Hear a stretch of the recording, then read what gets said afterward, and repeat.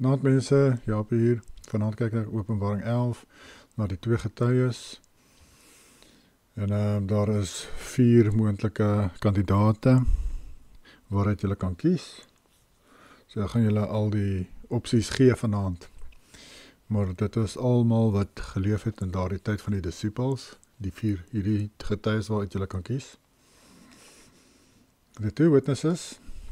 Then I was given a reed like a measuring rod, and the angel stood saying, Rise and measure the temple of Yahuwah, the altar and those who worship there. Openbaring in die 4de evangelie moet geskryf wees voor die vernietiging van Jerusalem en die tempel. Onthou hierdie is 'n bewys dat Johannes het hierdie brief aan hierdie 7 gemeentes geskryf voor 70 na Christus.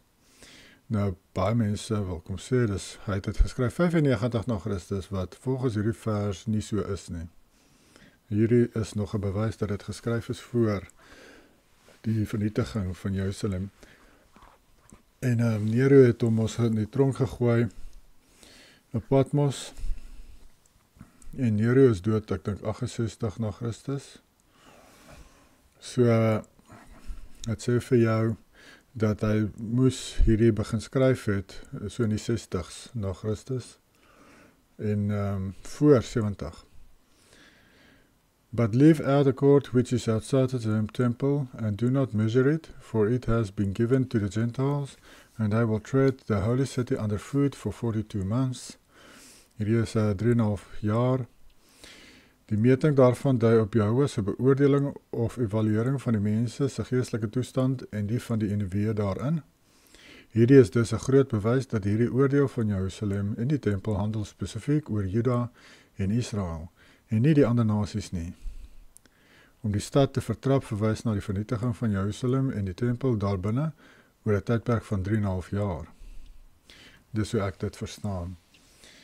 And I will give power to my 2 witnesses, and they will prophesy 1,260 days clothed in sackcloth. These are the 2 olive trees and the 2 lampstands standing before Yahuwah of the earth. And if anyone wants to harm them, fire proceeds from their mouths and devours their enemies. Kyk, kom ons kyk hierso.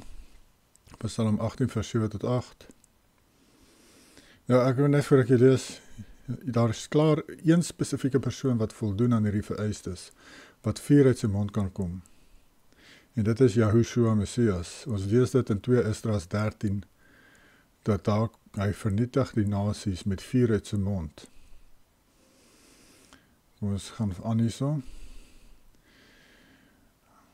Ek sal nou vir julle onthou, Johannes verwys na die profete in die Bybel, want hy skryf hierdie 7 gemeentes, en hulle moet kan gaan kyk, of hulle moet kan weet waarvan hy praat. Nou daar in Esegiel praat ook van die 2 olyfbome, en die 7 lampe. Ons lees van die 7 lampe in Openbaring 1. Nou daardie idee van Openbaring 1 kom ook uit Esegiel uit, as julle dit nie geweet het nie. Ek sal dit nou vir julle lees. Dit is baie insiggewend oor daardie hoofstuk in Esegiel. Dit verwys ook na wie is eintlik die getuies. And if anyone wants to harm them, fire proceeds from their mouths and devours their enemies. Psalm 18 vers 7 tot 8. Then the earth shook and trembled, the foundations of the hills and also quaked, and were shaken because he was angry. Verwys na Yahushua, onthou Yahushua het Yahuwah se wil gedoen op aarde, waar hy sy regterhand. Net soos met die vernietiging van Sodom en Gomorra. Gaan lees in jou Bybel, daar staan, and Yahuwah said to Yahuwah, om dit te doen, vernietig die stad. So Yahuwah, die Vader, sê vir Yahuwah, onder die koepel, Yahushua, wat ons om Yahushua noem vandag, gaan doen dit en dat, want hy is Yahuwah se regterhand. So hierso sien ons, het verwys na Yahuwah wat kwaad is. A smoke went up from his nostrils, and devouring fire from his mouth. Coals were kindled by it. Sien julle weer eens 4 kom uit sy mond uit, en ek het julle gesê in 2 Esdras 13 sê daar dat Yahushua Messias met die slag van Gog van Magog gaan daar 4 uit sy mond uitkom, en hy gaan die nasies devour. Ek het vir julle gewys, daar is ook moontlik 'n draak wat reg lê om dit te doen. maar dit lyk of Joshua daardie rol gaan vervul so ver. En miskien is die draak maar sy backup. Ons gaan kyk maar daai video oor my vorige video oor die slag van Gog van Magog en die draak. As julle wil weet waarvan praat ek. And if anyone wants to harm them, he must be killed in this manner. These have power to shut heaven.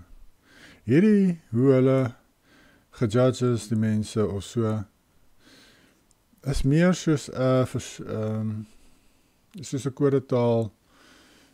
Ek kan nie dink mense daar regtig sou vuur uit hulle mond kom soos gewone mense. Ek dink dit is meer 'n verwysing na wie is die getuies in my oë. And if anyone wants to harm them, he must be killed in this manner. These have power to shut heaven, so that no rain falls in the days of their prophecy, and they have power over waters to turn them to blood, and to strike the earth with all plagues, as often as they desire. Verwysing na Egipte se pla. Nou, as gevolg van hierdie verse, het baie mense begin glo dat hierdie kan verwys na Moses en Elia,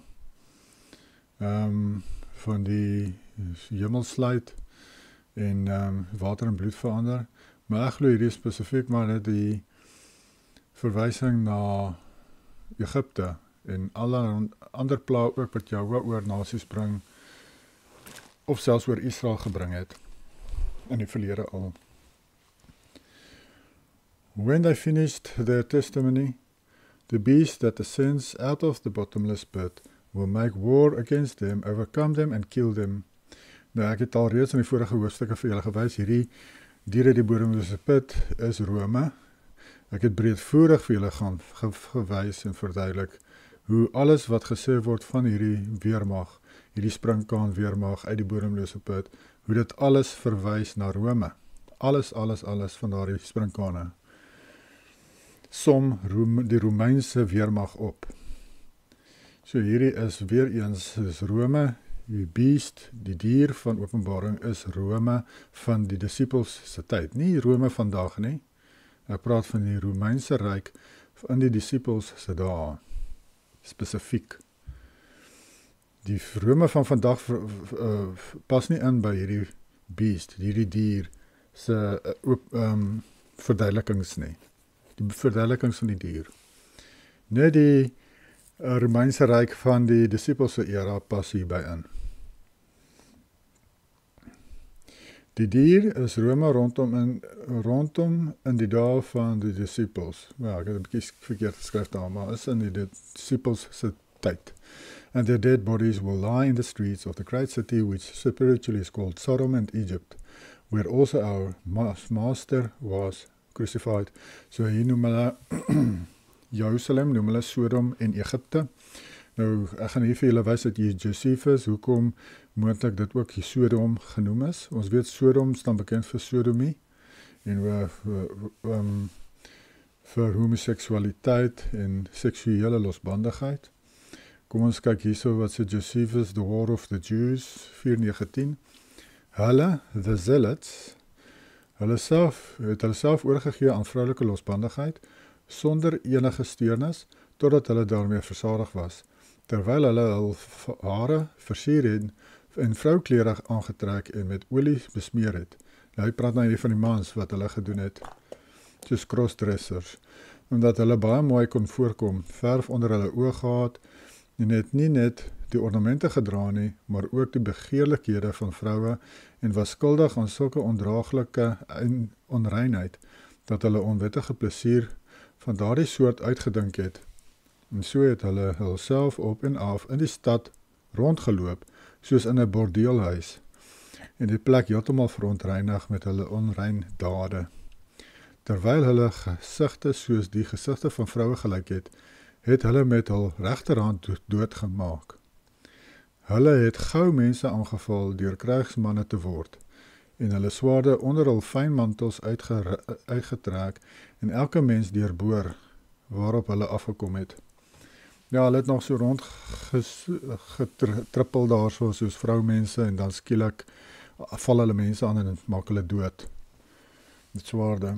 Ek julle mos gesê in die vorige video's, vorige hoofstukke, dat Joshua het gesê, dat mense gaan baie demoon besete word in Jerusalem tydens 70 na Christus, en hier is nog 'n bewys daarvan. Hoe demoon besete hierdie mense geraak het, mans soos vrouens begin aantrek het, en net sommer mense vermoor het soos hulle wil. Hulle het regtig koekoes geword. Dis maar eintlik 'n goeie ding wat Rome gedoen het daar, deur hierdie evil mense uit te wis. Vers 9. Then those from the peoples, tribes, tongues, and nations will see their dead bodies 3.5 days, and not allow their dead bodies to be put into graves. So ek jy onthou dat elke volkstam, taal en nasie in die Bybel dikwels beperk is tot die grense van die Romeinse Ryk, aangesien die hele wêreld in Augustus se sensus ingeskryf is, Lukas 2 vers 1. Ja, as die Bybel praat van die hele wêreld, verwys dit na die spesifieke areas waar die ryk regeer, soos Romeinse Ryk of Babyloniese Ryk, of die Mede en Perse of die Grieke. Dan as hy praat van die wêreld, praat hy net van die areas wat daardie nasie regeer. In hierdie geval soos die Romeinse Ryk. Maar partykeer ook as hy gebruik die woord wêreld, is dit eintlik die woord land. Wat baie keer die geval is in Openbaring. Want hierdie strawwe gaan oor Juda en Israel, nie oor die hele wêreld nie. Those who dwell on earth, wag ek nog iets te sê daarso, and not allow the dead bodies to be put to death, put into graves. Ek het 'n vorige hoofstuk ook vir julle gewys, dat die mense so baie dood gegaan. Hulle het nie die mense begrawe nie, hulle het die mense sommer net so op mekaar gestapel in huise. So, baie mense het maar net daar rondgeloop en gerot, gevra daar in die strate. So hulle het amper niemand begrawe in elk geval nie. Never mind hierdie 2 getuies. Of 1 getuie, of wie dit ook al is. And those who dwell on the earth, dwell in the land, het ek gesê, will rejoice over them, make merry, and send gifts to one another, because these 2 prophets tormented those who dwell on the earth. Johannes 16 vers 20 sê Yeshua, most assuredly I say to you that you will weep and lament, but the world will rejoice. Van sy dood praat hy, en hy sê, die wêreld gaan jubel en juig as ek doodgaan, maar julle my disciples, julle gaan ween. Now after the 3.5 days, the breath of life from Jehovah entered them, and they stood on their feet, and great fear fell on those who saw them. And they heard a loud voice from heaven saying to them, come up here. And they ascended to heaven in a cloud, and the enemies saw them. Nou hier begin ek met die verduideliking van die 2 getuies. In terme van die 2 getuies in die Apokalips van Elia en die evangelie van Nikodemus, identifiseer beide werke die 2 getuies as Henog en Elia. Nou hier sien ons in die ekstra Bybelse boeke dat die 2 getuies volgens hierdie boeke is Henog en Elia. Soos baie mense vermoed het, dis mos die 2 enigste mense wat nie fisies doodgegaan het op die aarde nie. Book of Nicodemus chapter 20 verse 4. Here we have hitherto been and have not tasted death, but are now about to return at the coming of Antichrist, being armed with divine signs and miracles, to engage with him in battle, and to be slain by him at Jerusalem, and to be taken up alive again into the clouds after 3 days and a half. Ja, dit is basically wat opgesom is alreeds, wat ons lees in Openbaring. Apocalypse of Elia 4 vers 13 tot 15. The shameless one will hear, and he will be angry, and he will fight with them in the marketplace of the great city. Hy praat hier, die shameless one is die Antichrist, blijkbaar. In hierdie place of the great city is Jerusalem. And he will spend 7 days fighting with them, and they will spend 3.5 days in the marketplace dead, while all the people see them. But on the 4th day they will rise up, and they will scold him, saying, O shameless one, O son of lawlessness, are you indeed not ashamed of yourself, since you are leading astray the people of Yahuwah, for whom you did not suffer? Do you not know that we live in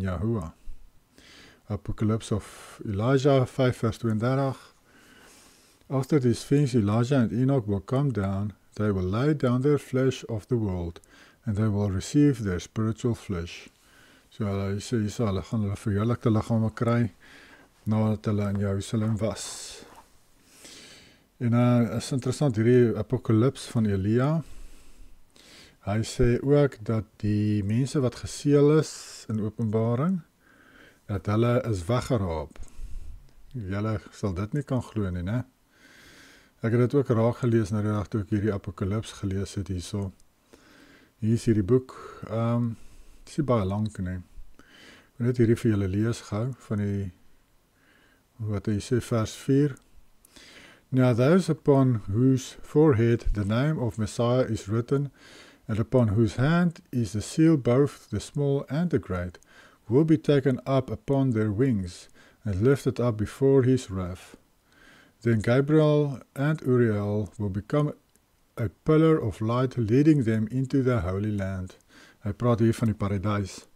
So hy sê hierso, die engele het hulle weggevat na die paradijs toe, die mense wat geseël is. So, soos ek gesê het, ek weet nie wat spesifiek met hierdie geseëldes gebeur het nie. Ek weet wel dat hulle het nie hierdie strawwe deurgegaan wat van gepraat word in Openbaring nie. Dit lyk nie vir my so nie, baie keer in die hoofstukke sê dit is nie van toepassing op hulle nie. Maar hier in hierdie boek sê dit dat hulle is weggeraap. So ja, het lyk my daar is iewers 'n boek gewees toe wat praat van 'n wegraping. Mense het dit nou nie geweet nie. Ek was net so surprised toe ek dit sien. In elk geval, kom ons gaan aan hierso. Ek het ook 'n video oor die wegraping as julle dit wil gaan kyk, my sienings oor dit. En of dit moontlik is in die tyd waarin ons leef, in die kort seisoen van misleiding. Want mense wat glo die die groot verdrukking moet nog gebeur, hulle het hulle wegraping idees, maar duidelik is ons nie daar op die tydlyn nie. So is so iets moontlik in die kort seisoen van misleiding. Daar is 'n vers wat wys dit verduidelik wat inpas by die kort seisoen wat ek waar ons is op die tydlyn. So gaan kyk daar as julle wil weet of so iets moontlik is in die tyd waarin ons leef en wanneer dit kan gebeur. Openbaring, nog 'n moontlikheid. Hier verduidelik ek wie die ander twee getuies kan wees. En hier meerendeels die vorige getuies, Henog en Elia, is maar meer die ekstra Bybelse boeke wat dit sê. Maar hierso, as mens 'n bietjie dieper studie doen, dieper studie van die Bybel, dan kom mens op iemand anders af as die getuies. Of een van die getuies is, kan jy uit die Bybel wys, maar die ander ene is uit die historiese boeke. Openbaring 1 vers 5. Sommige op die intrapslag. Openbaring 1. Yahushua Messias, die faithful witness, die betroubare getuie.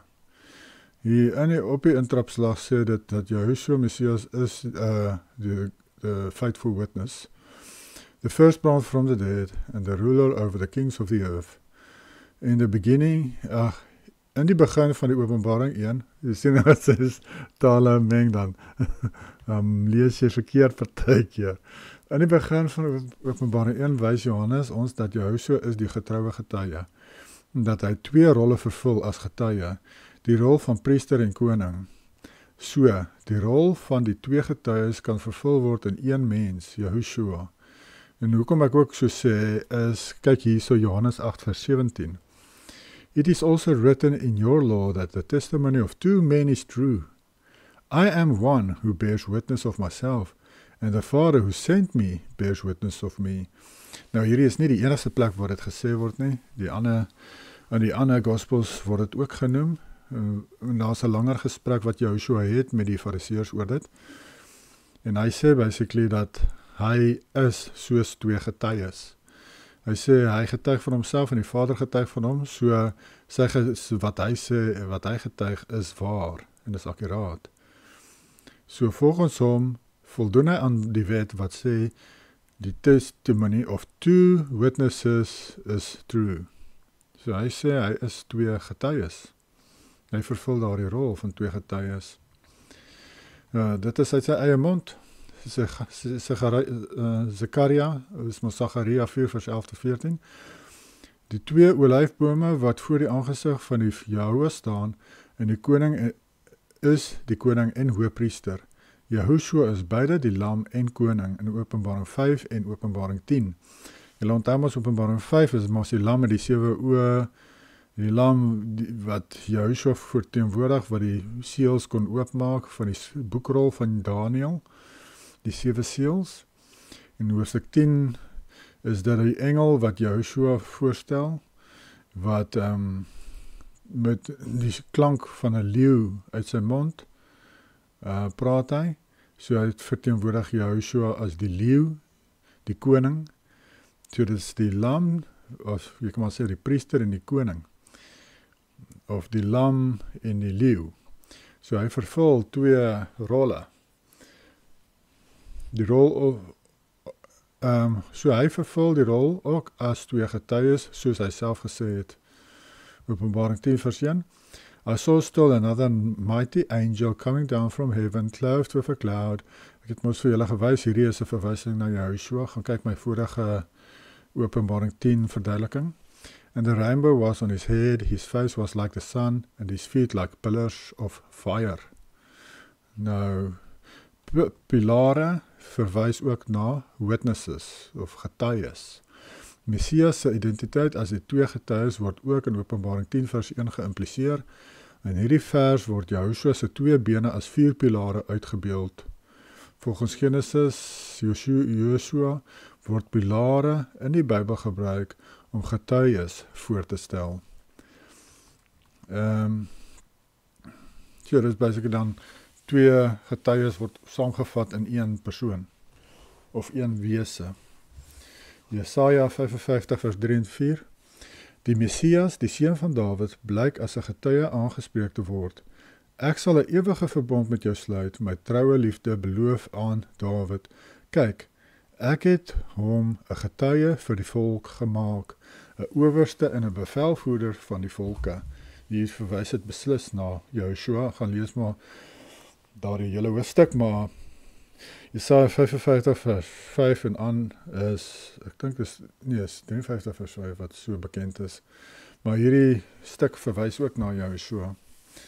Yahuwah en sy gesalfdes word ook getuies genoem in hierdie verse. Daar sog ek nog verse van Yahuwah.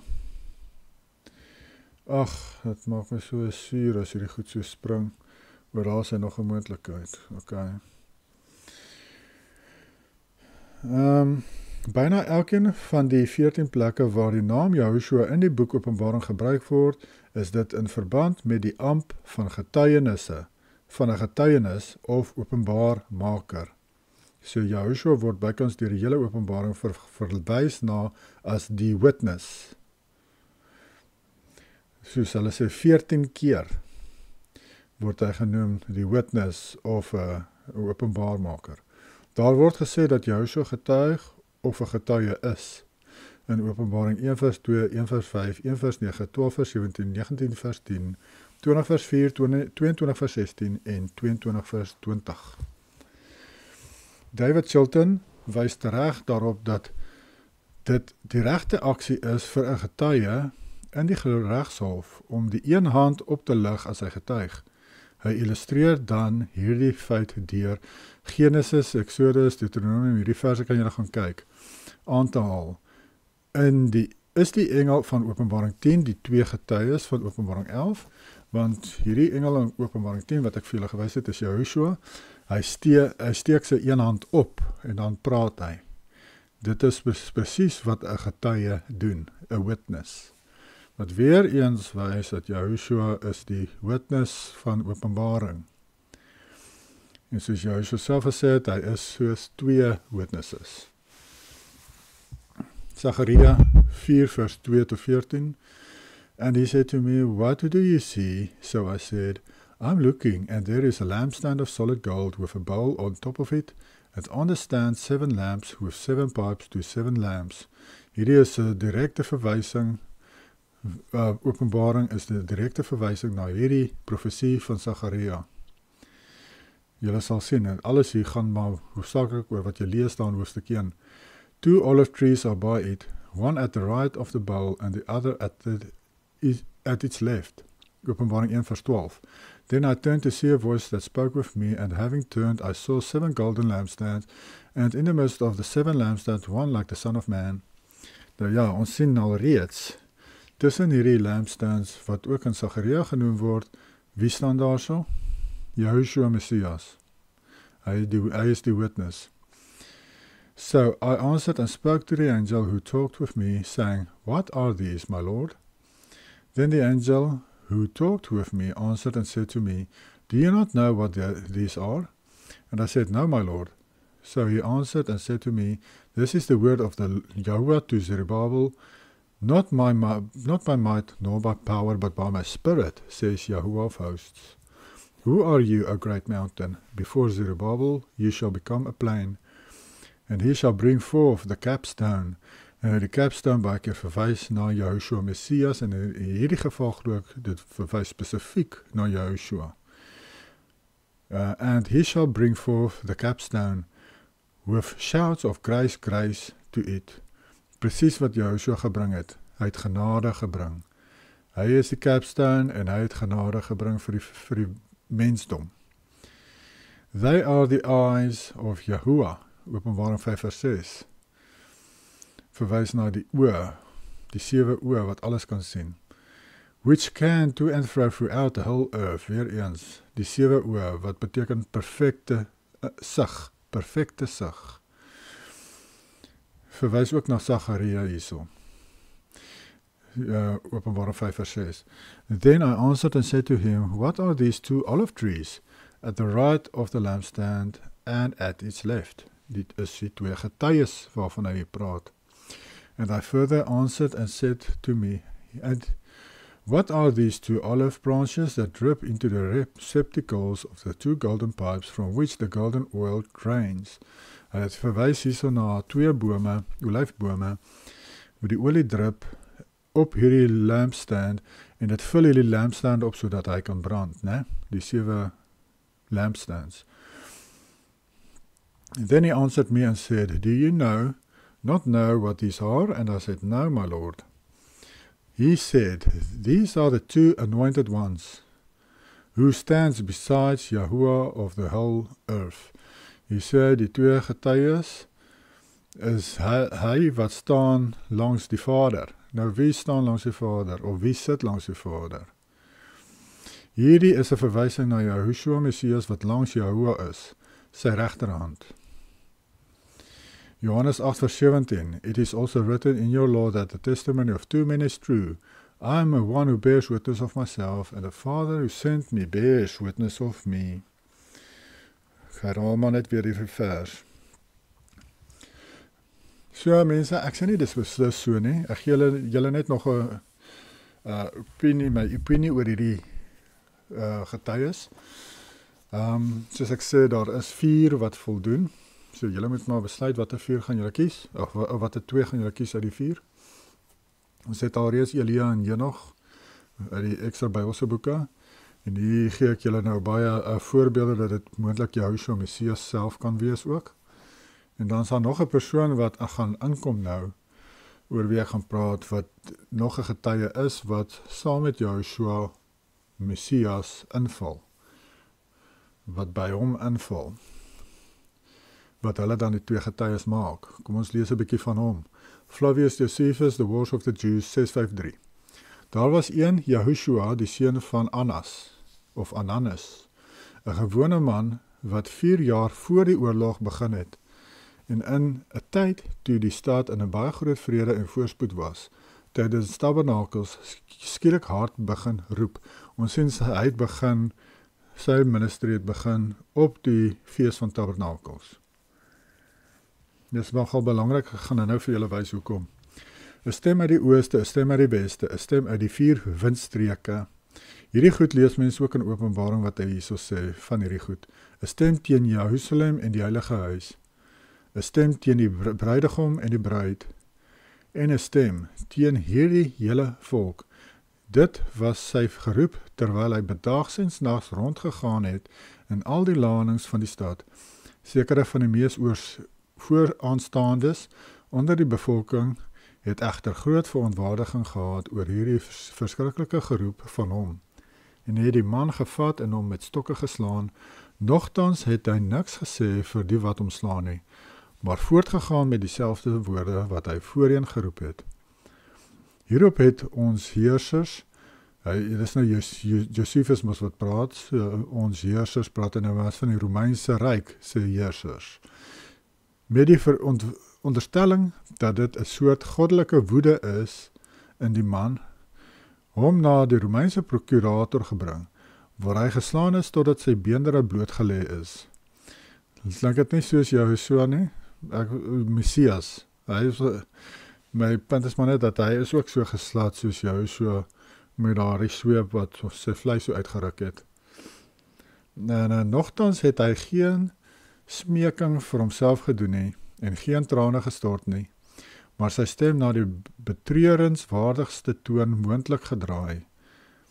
By elke sweepslag was sy antwoord, wee, Jerusalem. Nou waar lees ons ook van hierdie wee, die hele Openbaring deur, né? Hy praat die hele tyd van wow dit en wow dat. Tot die tyd toe hy sy voorspraak in alle erns in ons tyd begin vervul het. Nou, hierdie sê Josephus dat hy dit gedoen totdat die oorlog begin het. Toe het dit opgehou, want terwyl hy om die muur gaan, het hy met sy uiterste krag uitgeroep, wee die stad, weer en die mense in die heilige huis, en net soos hy op die laaste bygevoeg het, wee myself ook. Daar het 'n klip uit een van die engines gekom, en hom getref en hom dadelik doodgemaak, en terwyl hy dieselfde boodskap uitgespreek het, is hy dood. Nou hierso sien ons, hy het selfs geweet, hy gaan doodgaan, en nog voor die klip hom getref het, het hy gesê, wee myself ook, en toe tref 'n klip hom. Esegiel 16 vers 22-23, And in all thine abominations and thy whoredoms, thou hast not remembered the days of thy youth, when thou wast naked and bare. Jammer, ek lees hier in die King James version, want hy sê dit beter. And was polluted in thy blood. Baie belangrik hierdie mense. And it came to pass after all thy wickedness, woe unto you, says Yahuwah Elohim. Ons sien hier so dat Yahuwah spreek hierdie woorde uit van woe ook. Maar ook, hy noem het wickedness as mense, hulle bloed pollute, as hulle meng met die ander rasse. Dan sê Yahuwah, dis wicked. En dit is ook die hoofrede, hoekom hy jou Israel en Juda so erg gestraf het in die verlede, want hulle het begin meng met die ander nasies. En dan het hulle laat voer, Babylon toe en Syrië toe, en dan kom hulle maar weer terug, en dan begin hulle maar weer hulle nonsens, meng weer met die ander rasse, en dan in hierdie geval, Openbaring se geval, het hulle finaal vernietig vir Juda, die finale oordeel oor Juda, omdat hulle net aangehou meng het met die ander nasies, en hulle geloof, hulle religions gemeng het, hulle het net soveel afgode aanbid omtrent as die Romeinse Ryk, klink my. So ja, hulle het verskriklik sleg geraak, hierdie mense. Wat net Jahoua moes aanbid het, né? In Johannes 12 vers 50 sê ons, And I know that his command is everlasting life, therefore whatever I speak, just as the Father has told me, so I speak. So weer eens, ek verwys maar net, hierdie wow unto thee, het sluit nog aan by wat Joshua gesê het, net wat die Vader spreek, spreek ek. En nou self dan met hierdie Joshua ben Anas. Hy het ook hierdie woorde gespreek, net soos Jahoua ook maar dit gespreek het. Ek sê nie, hy is Jahoua die Vader nie, natuurlijk nie, maar hy is dalk Yahushua, Messias weer, wat dalk vir die tweede keer vir 3,5 jaar kom minister het aan Israel. En ja, kom ons kyk verder na hierdie ou. Daar is nog 'n interessante ooreenkoms tussen die aanhaling hierbo en Openbaring 18. Josephus haal Yahushua seun van Anas aan wat sê, 'n stem teen die bruidegom en die bruid, wat Openbaring 18 vers 23, Die stem van die bruidegom en die bruid sal nooit weer in jou gehoor word nie. Dis 'n verwysing na wat Joshua Ananus gesê het, né? Ananus was die naam van die hoëpriester van 6 tot 15 na Christus en was 'n soort ewigdurende perpetual high priest. Hoëpriester wat die titel beklee het selfs nadat hy sy amptstermyn voltooi het. Dis nie omdat hy 'n cool, goeie ou was nie, hierdie ou was baie evil. Hulle is soos die maffia.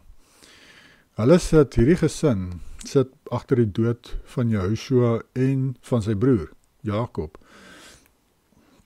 Hulle sit daar agter. Hulle het kontakte gehad met Rome. Ek het in 'n vorige hoofstuk vir julle genoem van hierdie Annas die tweede wat doodgemaak was deur die Zealots en die Idumeans. Onthou julle? Ja, nou ja, alles klomp evil ouens gewees wat connections gehad het. Dit wil voorkom asof hierdie titel vasgesteek het omdat Ananus se skoonseun en 5 seuns ook na hom as hoëpriester aangestel is en ook hulle titels behou het nadat hulle termyne voltooi het. Ek sien hulle het so 50 jaar lank omtrent hierdie gesin. Dit so deur hulle gehardloop hierdie priesterskap.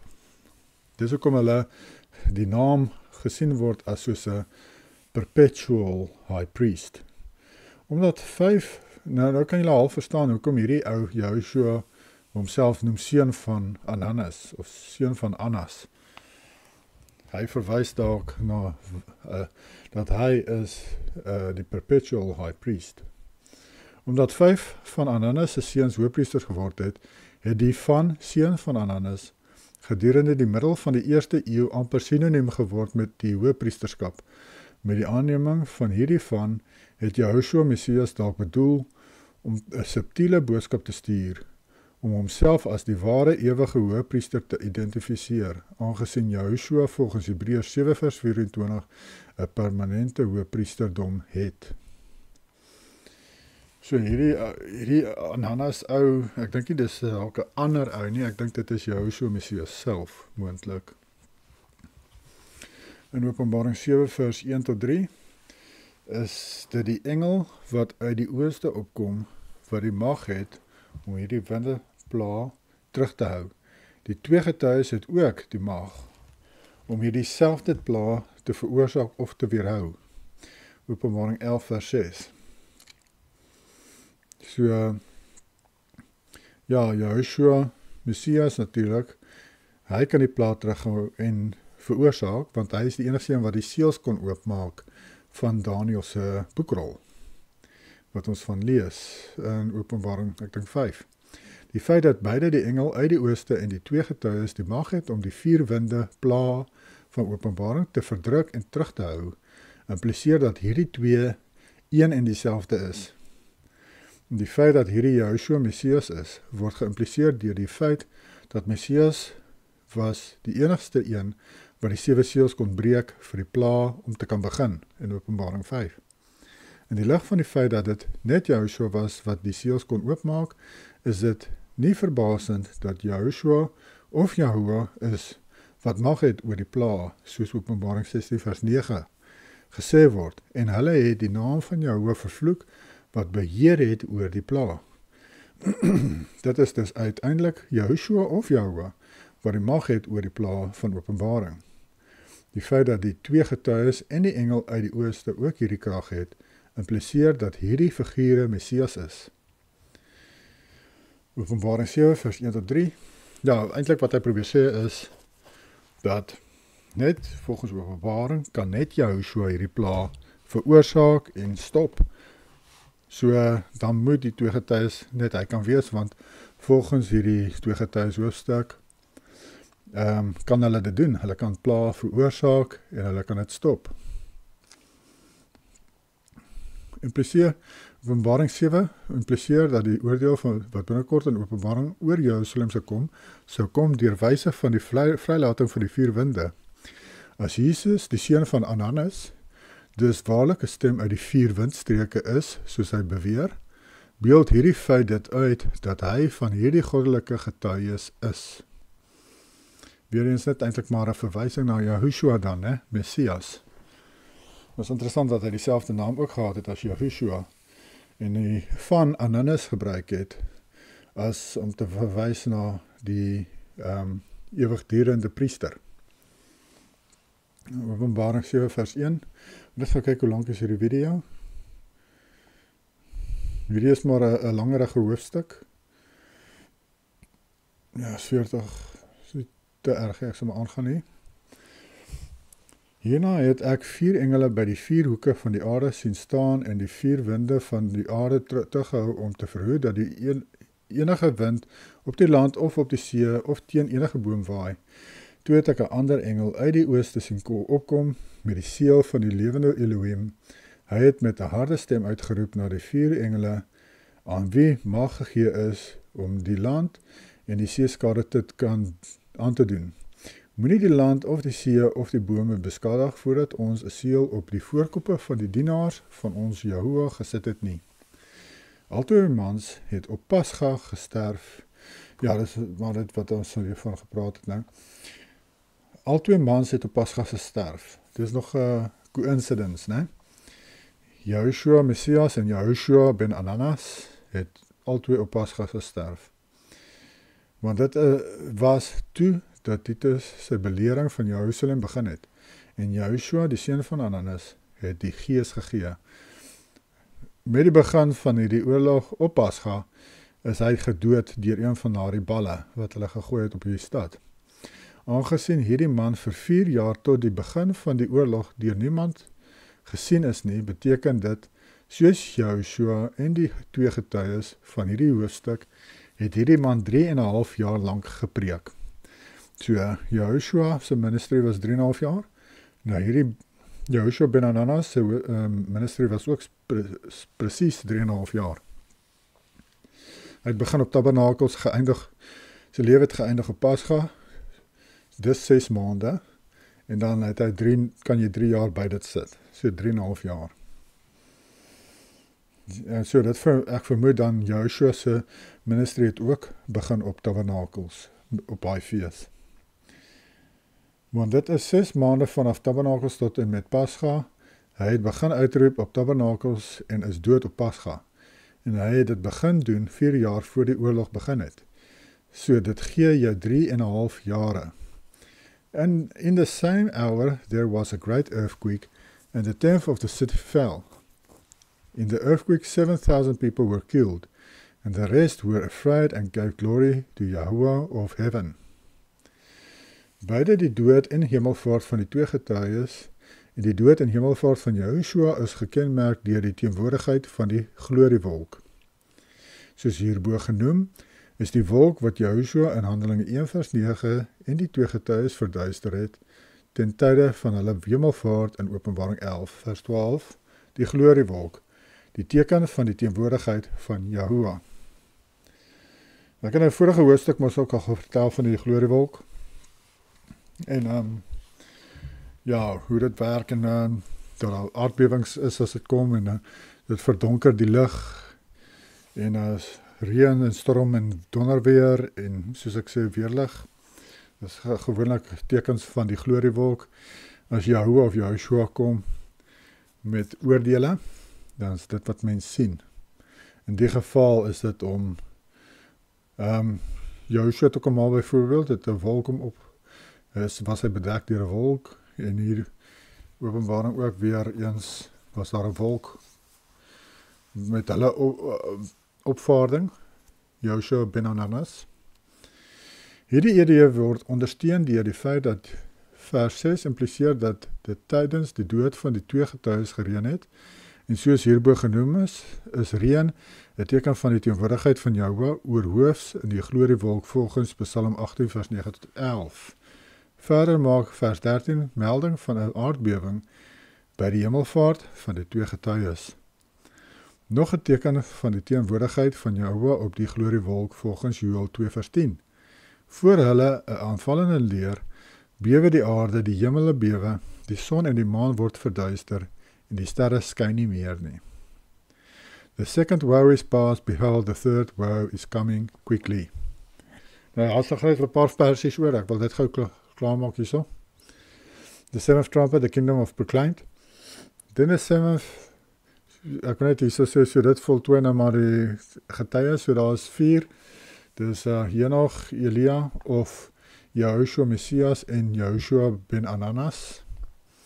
Nou ek wou 'n bietjie gelees het oor die Anas familie, die priesters, en hoe sleg hulle was. Maar ek dink ek gaan nou tyd kry in hierdie video om dit te kan doen. Ek sal miskien as julle daarvan wil hoor, laat weet my maar. Dan sal ek dit lees in 'n volgende video.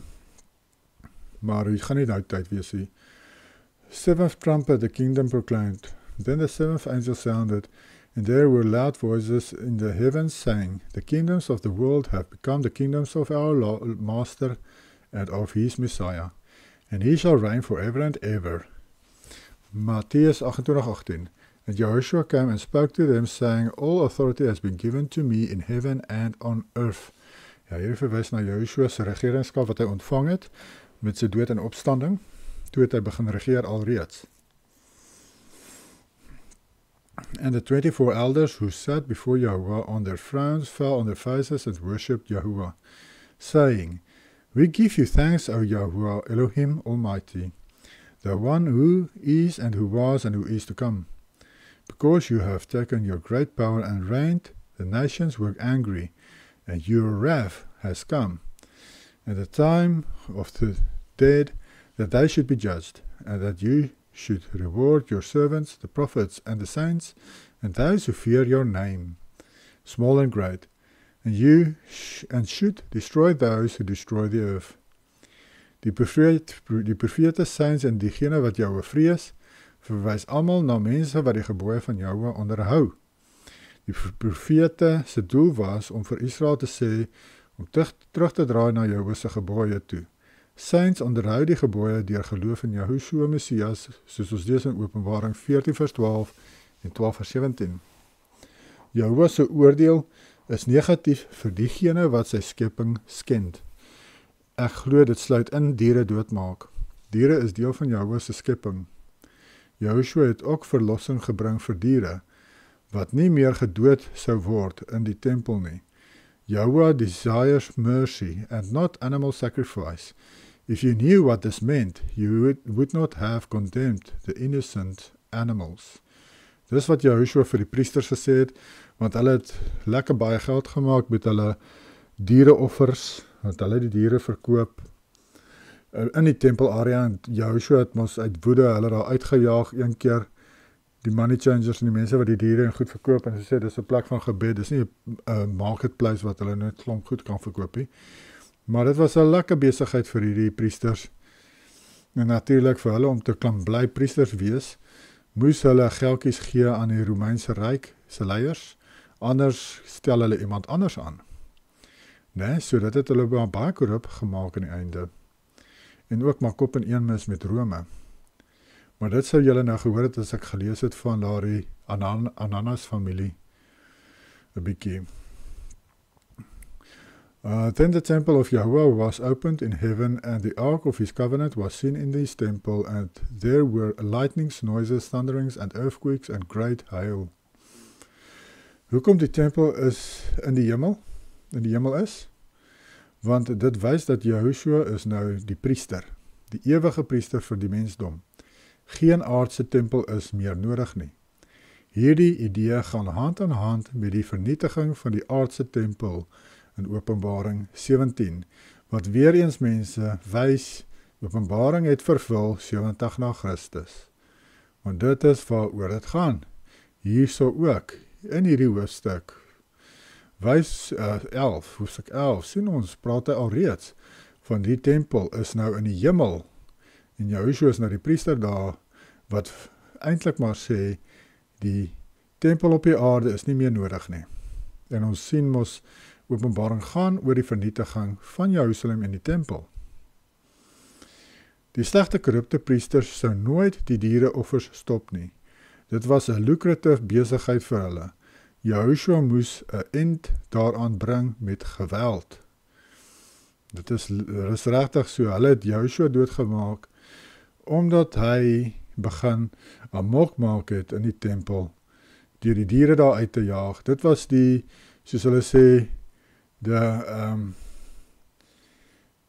die luid wat die camel se rug breek. Hoe gaan die sê ding daarso? Maar in elk geval, dit was die laaste nonsens gewees daarin. Toe daai priesters begin, daai Sadduseërs, Fariseërs besluit, nee, hierdie ou moet ons hier doodmaak, want hy vat nou aan ons geld. Hy vat nou aan ons geldsakke. En ons wil nou nie, hy moet ons nou begin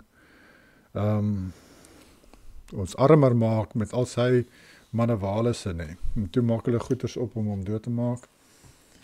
En ja, een van hierdie kinders van hierdie Annas, Caiaphas was sy skoonseun, maar een van sy ander seuns, Annas, nie die tweede nie, ander Annas, maar in elk geval, daar was baie van hulle. Hulle vervuil soos rotte. Maar hy het Jakob doodgemaak toe die leier van Rome oor die area dood is. Nog voor die volgende leier daar kon aankom, het hy gou gespring en Jakob daar in die hof ingesleep saam met 'n paar ander ouens en hom sommer daar geoordeel en hulle het hom gestenig voordat die ander leier daar kon aankom. Ja, hy het van sy geleentheid gebruik gemaak, maar dit is mos 'n evil. En Jakob het natuurlik vir die waarheid gestaan en teen hierdie mense gepreek. En hulle het 'n geleentheid gesien om hom uit te haal, terwyl daar niemand oorsig het nie. Maar hy toe is hy ook dadelik uitgeskop deur Agrippa. En ons is hier by hoofstuk 12. So dit is die langste video op hierdie reeks sover. Jammer daarvoor, maar dit is wat dit is. Ek moet julle wys wie is hierdie getuies en die kandidate, Henoch Elia of Yahushua Messias en Yahushua ben Ananas. Daar het julle dit. Maar hierdie ben Ananas is moontlik ook Yahushua Messias. So hy was moontlik 2 keer hierso vir 3,5 jaar ministry. So dit is, sy ministry op aarde was dan 7 jaar. Maar in elk geval, geniet julle dag en praat weer volgende keer. Bye.